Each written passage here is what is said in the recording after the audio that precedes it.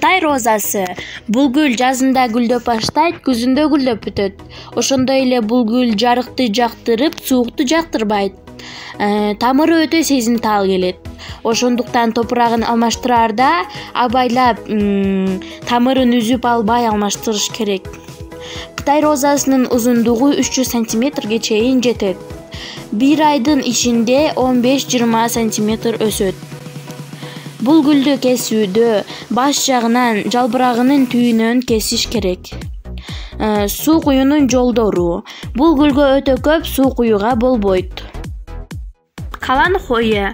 Бул гүл көпкө чейин гүлдөп турат жана ошондой эле тамыры өтө тездикте өсүп чыгат. Калан хое үй дарыгери аталган бөлмө гүлү.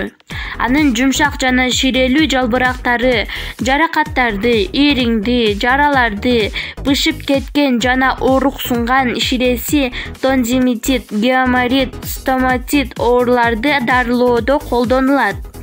Анын ширесин алуу үчүн жалбырагын 5-10 күнгө караңгы бөлмөгө 7 сутка коюп, андан соң шире өткөргүчтөн өткөрүп алынат.